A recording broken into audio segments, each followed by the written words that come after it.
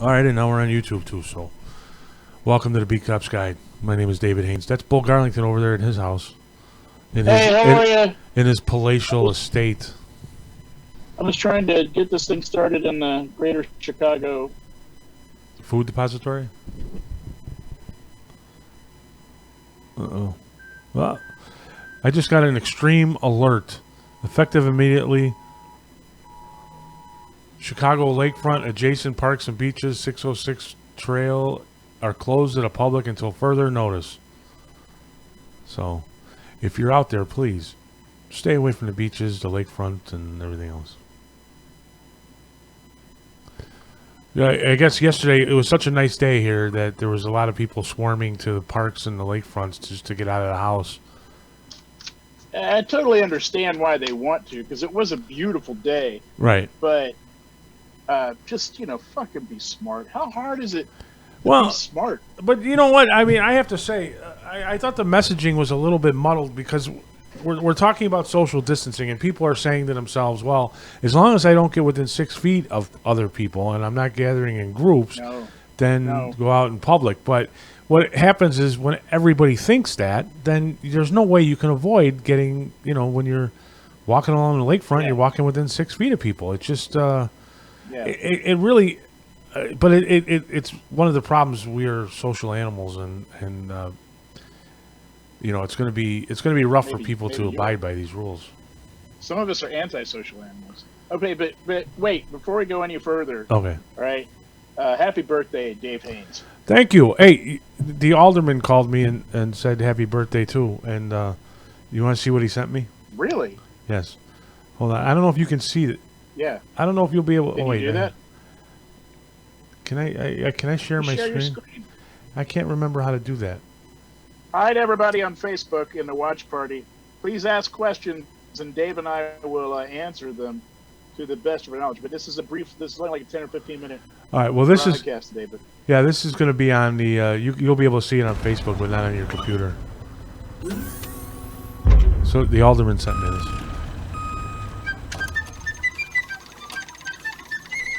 I got you nothing. Hey, happy birthday! How am I going to get it to you? I'm not walking outside. I got to tell you, man. There are. Wait, can you see this on Facebook? I see on Facebook. I see it. Yeah, it's like a present. Hold up.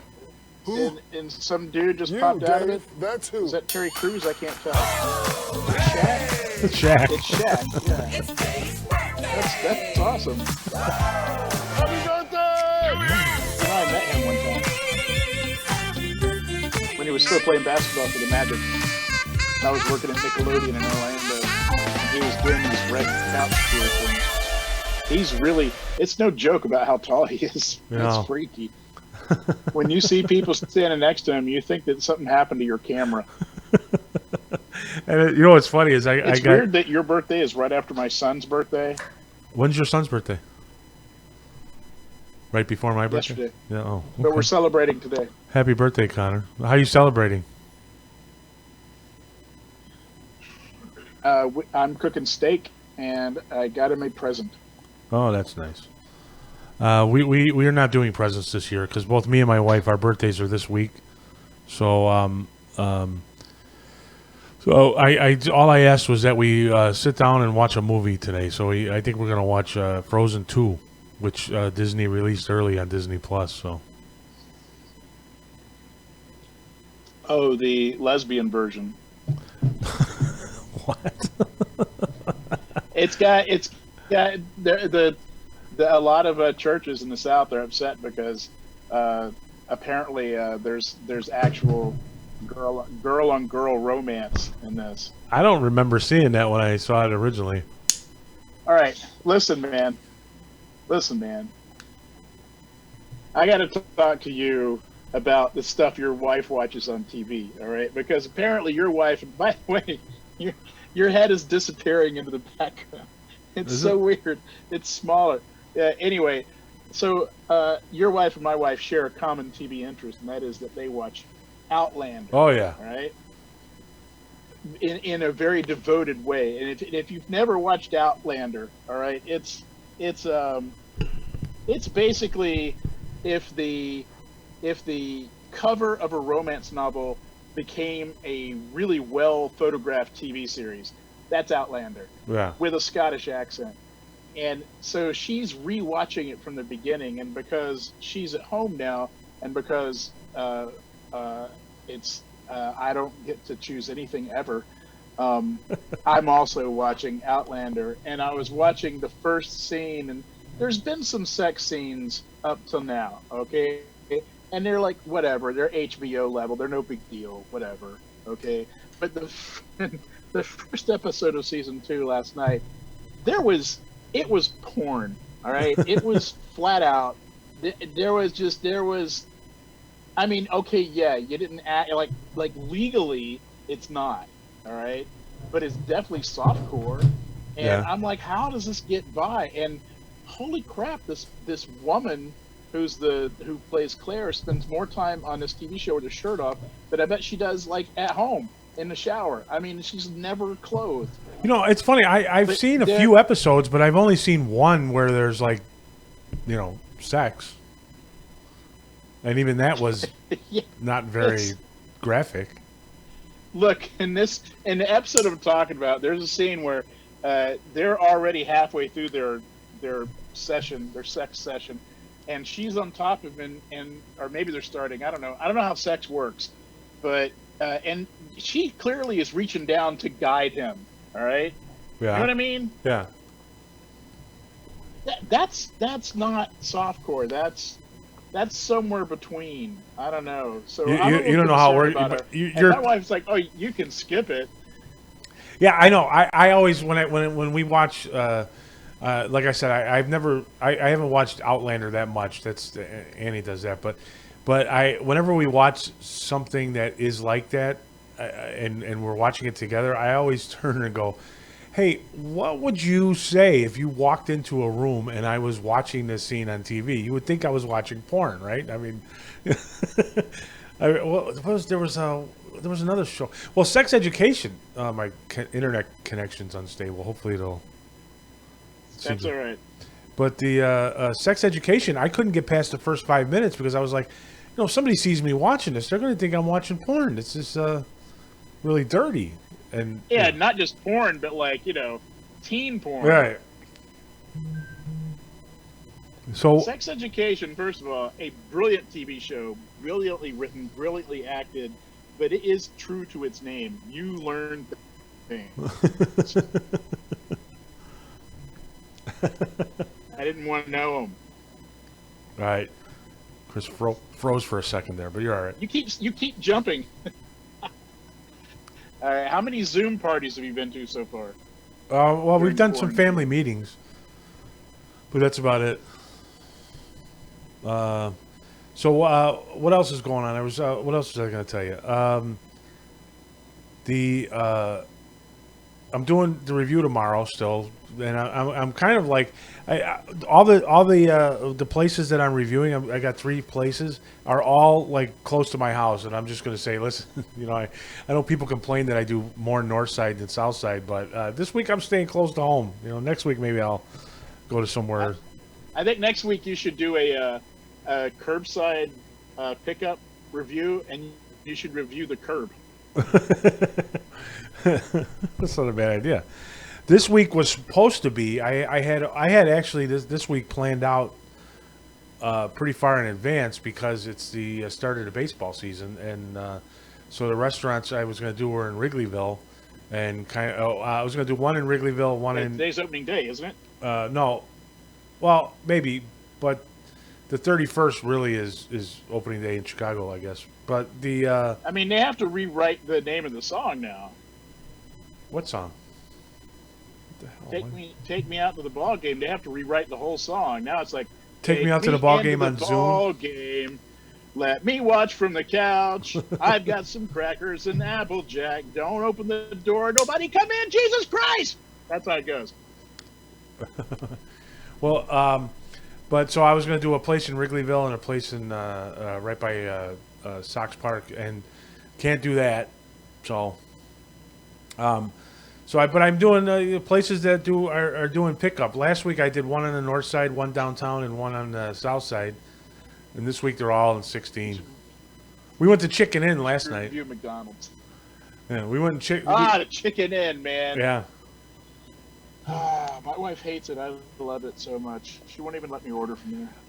It's the one in Milwaukee, right? Yeah, Annie found out that they do a gluten-free roasted chicken, which was funny. We found this out a few weeks ago, and so I called up there and I said, "Yeah, I just heard you do gluten-free roasted chicken, so we wanted to order some." And they said, "Well, our gluten-free fryer is broke." And I'm like, "Really? What happened?" And so the guy was telling us, apparently, this they have a special fryer just for gluten-free chicken, and you can only do you have to do at least 8 pieces of chicken in this. They didn't realize that, so they were doing less because people were ordering like 4-piece dinners or whatever, and it fried the motherboard out and started the fryer on fire. I don't know how that works. Oh, that's not good. No, so they were bad. That was broke down for a few weeks. So last night they were up again, so we went and ordered gluten-free roasted chicken, which, by the way, I ordered a few pieces of regular chicken as well, and I could not tell the difference between gluten-free chicken and regular roasted chicken. Oh, well, I mean, that's good. I mean, apparently at that place, one of them tastes more like fire. People are asking us real questions in our chat room. Go ahead. Not like dumb questions like what we deserve, but real questions. Mo Perez wants to know, what do you guys think will happen with the economy when the COVID-19 is done? And then he says, do you think it'll be a recession? To which I want to reply, dude, I'm playing Call of Duty and like eating out of a can. I don't care. Well, I'm panicked, man. We've had discussions about this. I actually think that, depending on how long it goes, obviously. But I also figure that I hope. How do you explain this? There was a book written by Tom Clancy a while back where somebody screwed around with the financial system, the markets, and they came up with the idea that, well, if we just pretend that this part didn't happen and we sell it that way, that we can start off where we were and somehow make it back. So I think that this congressional bailout package that they're passing, basically what they're doing is saying, okay, we're gonna send people checks. We're going to give businesses loans to keep paying their workers.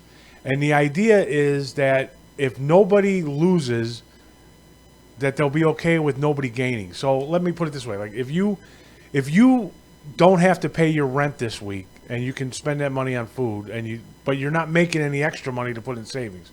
Meanwhile, your landlord isn't getting your rent, but he's going to get, they're not going to have to pay taxes and they're not going to have to pay utilities. So everybody is going to be break even. If we can do that at the end of it, and everybody just agrees, okay, we're going to start from where we were. Nobody loses their job. Nobody gets, loses any extra money, but nobody gains anything. And then we start off and we go right back to where we were. If everybody believes that's possible, I think it'll work, because our economy is based our economy is based on the philosophical belief that everybody believes our money is worth what it's worth. So if we all believe that it's real. Yeah. And it's only real because we believe it's real. I mean, that piece of paper that you hand the guy at the store is not backed by real gold. It's backed by the belief that it's worth $1. So as long as we all believe that nobody lost anything, then I think we'll be okay. What happens, though, when everyone takes a close look at this and they suddenly realize that the bulk of the economy is imaginary? Well, that's a big fear right there. I mean, it's kind of, you got to be a little bit philosophically like pissed off, because it's like, wait, we can pause? I mean, there's so many other times when, can we vote a pause? I mean, come on, there are times that I'm like, hey, can you stop the economy for a minute? I got to go to the bathroom. I mean, I mean, I know what happened. We'll become pauseaholics in the economy like we are at home. But I don't know about you, but I can't make it. It takes me 4 hours to get through a half-hour show anymore. Yeah. So what other questions are they asking? That's the only question right now. So people keep coming on and off of the thing. I know that in all of the the all my friends on Facebook based on that, and some of the people text me. There's a lot of day drinking going on. I would imagine. So, which I'm not. I'm actually drinking a lot less now that I'm at home, because I usually drink when I go out with people. But when I'm at home, maybe a glass of wine, but man, that's it. But I'm actually drinking a lot less.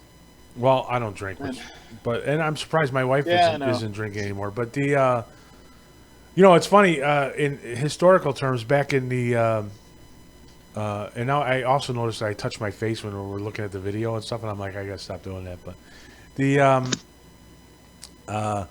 back in the old days, they talk about that everybody in America was basically drunk 24 hours a day back in the colonial times. It's true.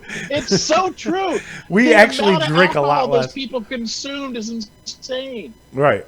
They would drink like something like 200 gallons of alcohol a year. It was crazy. Well, right, because the water was so bad they didn't realize that all you do is boil water, but because that's what happens when you make beer. But they would make beer and they would drink beer because it was safer. So that's what I say. Hey, you want to hear? Okay, there was a story today. This is about safe. We've talked about this on the podcast before, and there was a story today. Remember the guy who went on a 40-day beer-only diet? Is a bar owner down on the south side. It was a Lent thing, right? So here's the thing: he ended his 40-day. He made it to 40 days. He ended his 40 days, and so they were talking about today what food he's going to eat and stuff like that. I'm reading the story, going, wait a minute, doesn't that end on Easter? It seems like he somehow scammed out of. Isn't there 40 days between Ash Wednesday and Easter? I thought, and so when you give up something for Lent, like that, huh? I thought that. Yeah. So, but apparently 40 days ended today. Oh, and yeah. I don't know how that worked. I think that the Catholic Church was scamming me the entire time when I was a child into giving up stuff more than 40 days. Because when you gave up something on Ash Wednesday, we were supposed to give it up till Easter. And I always thought that was 40 days. And now I'm suddenly realizing that maybe they were lying to me my entire life. They were. Don't get me started on the Catholic Church.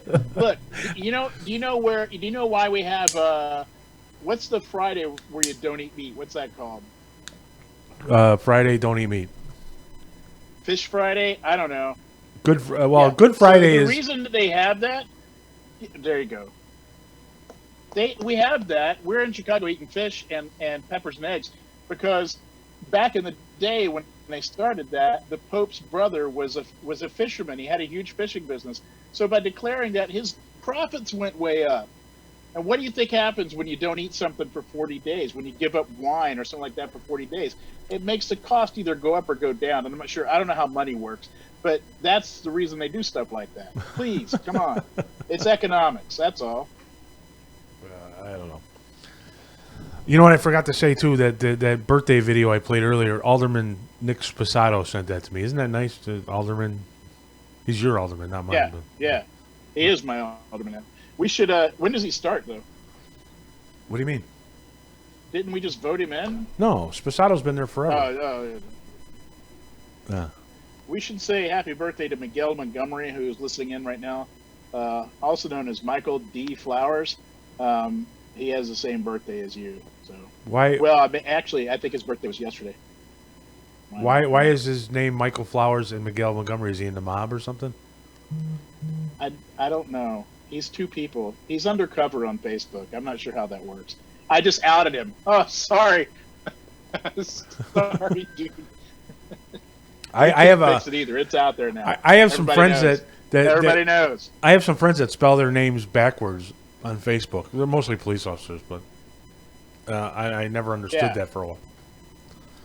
But, now I understand it because our former alderman who got voted out in the 45th ward decided that if you are a police officer and you show up at meetings and express your opinions, then you should be fired from your job. So he filed complaints against all the police officers that posted anything. And anything that disagreed with him on Facebook, he would file complaints with the police department. So I wonder why he got voted out. Have mercy. People on Facebook. I wonder why. I don't know. Who knows? So what else is going on over at your house? Well, I'm seriously okay. My wife is an attorney, but before she was an attorney, she was a scientist and she was an industrial hygienist. So like this is like game day for her. All right, and this isn't going to make any sense to you, Dave, but I'm responding to somebody, and my response is Steve Shank is my spirit animal. But so I've been studying like everybody else the virus and how it spreads and everything, and coming to the terrible realization of how scary its contagiousness is, and so my wife, way back when this was just a hint, all right, she bought tons of Lysol, and I kind of made fun of her, but we're Lysoling things in and Lysoling things out, and like I'm acting like a weird paranoid obsessive compulsive person. But like the mail came today, and I spray it. They put it between our doors. I just let it fall and spray it, and then push it off to the side, and I wait until it dries, and it's just a little crazy. But man, I'm low key paranoid right now. Well, I'm like I'm trying to maintain reason, but I'm low key paranoid. You know what? I've been sort of panicked a little bit, especially earlier on, because I have some elderly relatives and stuff. But the more I'm listening to the experts, and especially the governor of New York gave a briefing that's been kind of widely it was on the media a lot, and I'm really starting to believe that we're doing is delaying the inevitable, that everybody is going to get sick at some point. I mean, when you listen to Governor Cuomo talk about it, it's just like they're the end of the world. But it's when you listen to them, what the underlying message that they don't really come out straight out and say is that all they're doing is they're flattening the curve. Not that if we're going to have 100 million people get sick, we're going to have 100 million people get sick. We just want them to get sick at different times so that the hospitals don't get overwhelmed. So I'm just like, at some Pretty point, much. These a lot of Twitter people they're talking about the chicken pox parties where you get together just to might as well get it over with and get sick. It makes a certain amount of sense to me now. I don't. Makes no sense at all. I wouldn't want to do it. No sense at all. They're entirely different. They're entirely different things. COVID-19, like murder kills people for real. Chickenpox doesn't usually kill people. COVID does. If anybody having COVID parties are just freaking jerks. Well, it's stupid. Right about the math. It's very, very stupid. It's extra very stupid. But the idea is that if you're going to get it, why not get it early and so you can get it out of the way? That's a dumb idea. Why? That's a dumb idea because you might die from it. That's why. Yeah, it's but not if chicken pox, but a vast majority might die from it. But like, but if you're going to die from it tomorrow, what does it matter if you get it today? I mean, I'm just saying. I wouldn't want to do it, but I'm arguing. I'm arguing their point, and so basically, let me. Maybe they should have Corbin parties. But what I'm saying is that when you listen to these, it's Darwinism. When you're listening to these guys, how is it Darwinism if you're gonna get it anyway? Because that's not how it works. So you can, first of all, they're saying that it's likely that this. Let's go with 100 million, even though that's not the right number. But right, let's go with that number. All right. And so yes, we're flattening the curve because in all likelihood that is how many people will get it if we don't self-isolate big time. If you look at the growth charts, there are projected growth charts that actually show different scenarios of self-isolation. And the more that people the more people that self-isolate, and the sooner they do it, and the longer they do it, the smaller that the smaller the number gets. So their 100 million number is based on people not self-isolating properly. But if we continue to self-isolate and work on it, then we infect fewer people. And so the whole thing lasts longer and it's less murderous. But any asshole that goes to a beach or church or to a Corbin party, 9 months from now, I will beat your ass. But currently, what you're doing is not only are you likely getting infected or infecting someone else, but people have to realize that we're discovering, or they're discovering, not me, that you don't have to be infected to transfer this to people. Right. And whereas with the flu, you're transferring like 1-to-1. So if you have the flu, like you might give 6 people the flu. With COVID, if you have COVID, you're likely to give anywhere from 100 to 1,000 people COVID in the same scenario. It's just more virulent than the flu, and therefore it's far more dangerous.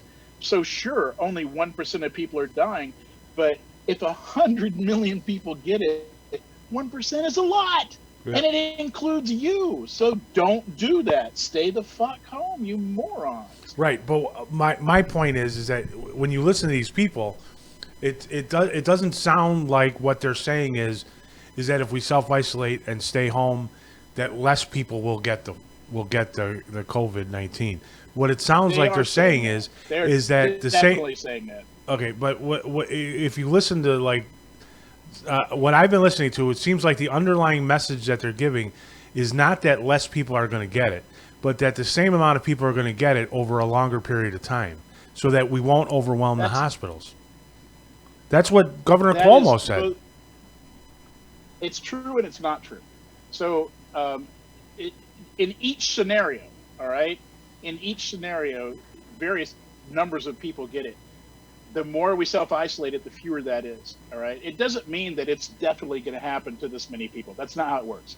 What they're saying is no matter how many people get it, it's basically an allegory or a metaphor. No matter how many people get it, we want to try to make that happen slowly instead of all of a sudden. That's the underlying message. Not that you're going to get it if you get it. That's not the underlying message. The underlying message is no matter what happens, we need to try to pace this thing out. That's why we're self-sheltering. Yeah, but it's not that. So that's wrong.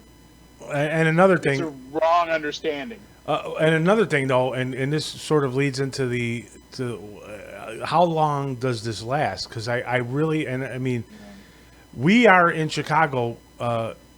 Yesterday, notwithstanding going out to the beach, but in general, I mean, I patrol the streets at night, and so I'm out almost every night, and the people are generally following these rules, at least at night. There's the bars are all closed. I really expected to be some of the bars would be secretly open, for their, regulars would be. We would find people gathering, and I don't see that. I don't see too many up in the northwest side of Chicago. I don't see any groups. I'll occasionally see people out walking their dogs and by themselves and stuff like that. But for the most part, we've been following these rules, and I just don't see that happening long term. Some of the times you hear this thing's going on until July or September. There's been some commentators on TV talking about what should we do about the election if we can't hold the election, and I cannot see people going to November and self-quarantining like this. I think after a few weeks, people are going to. Nope, I don't think so, and here's why. In a few days, the death rate's going to be creepy, and in New Orleans and LA, it's about to hit, and in New York, it's already beginning to hit. In the next 5 days, we're going to see what they saw. We're going to see trucks carrying dead bodies in the streets because everything's going to be. That's really going to happen. It's not me. It's not me like I don't know, like fear talking. It's a statistical certainty that that's going to happen. When that happens, when other people dead in the streets, when they have a friend that died, which is likely to happen. I hope it's not you. I've got some ideas of who I want to die from this. We've actually had. Then I think people are going to say, "Fuck it, I'm here till." Well, I don't know, and I hope it doesn't get really bad. I know we've had one neighbor who's already died of it, and we have one friend who's badly ill. But it's I don't know. I mean, my friend too. Wait, you can't say. Let's not say their name. No, we shouldn't say their. But name. no, he's not a motorcycle friend. Yeah. But it's and I mean, I hope that doesn't happen. There's, every day I look at the statistics. There's a Worldometer. If you look up a website called Worldometer, they have a lot of statistics. Chris is frozen. Okay, there he's back. And the CDC posts updated every day at noon. They post updated things, and it's getting bad. Although the death rate, I'm hoping starts coming down as people. I mean, by death rate, I mean percentages of death rate.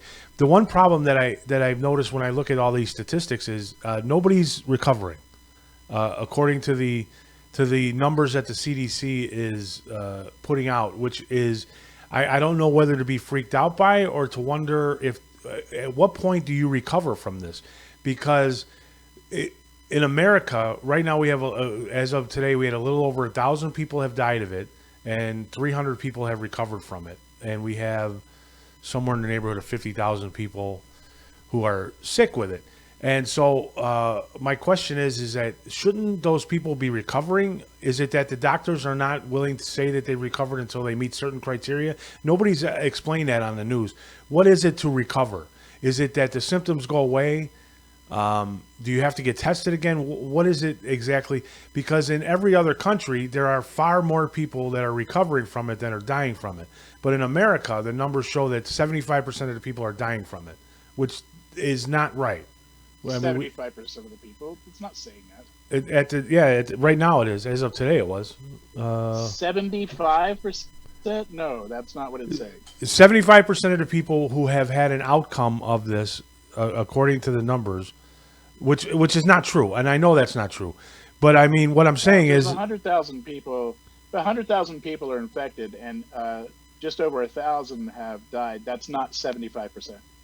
No, I'm saying the people who have had an outcome. Let me get the numbers because the way I said it sounds really bad. All right, so this is from CDC. Well, let's just be truthful about something. You and I are not doctors, nor are we statisticians, right? Nor are we actual news guys. And I'm saying, nor are we in any way people whose opinion and anyone should take seriously ever. Right. All I'm doing is asking questions because I don't understand this. Not because I am. Where the hell are the numbers? Damn it.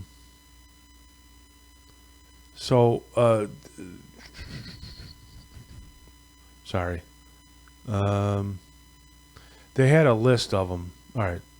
Let me go to the other. I'll go to Worldometer, which is basically tracking all the cases in the world, and then they give it by country. So, okay, in the United States, we have 81,900 people who are infected. Oh, now it went up a huge number today. So, of the 81,900 people who were affected, damn, did I lose you?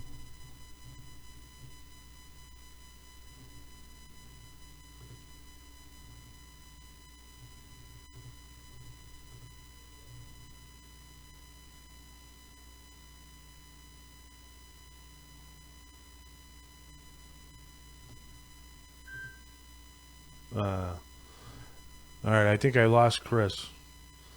Hopefully he'll join back up again.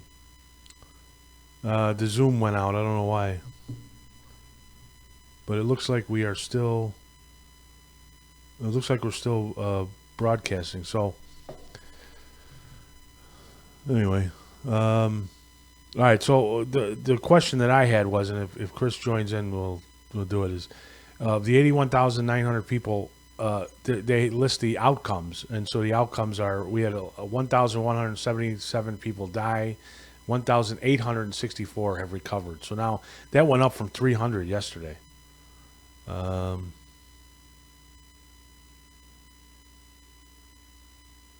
I'm looking for the whole number. Yeah. So it doesn't say how many. Oh, 150 up from yesterday. But yesterday it seemed like we were at low. So I don't know. It looks like we lost Chris. But we've been doing a half an hour anyway. So all right. Well, thank you for joining us on the Beat Cops Guide. And if you can subscribe if you're on YouTube, if you're on Facebook, we'll see you tomorrow about this time. All right.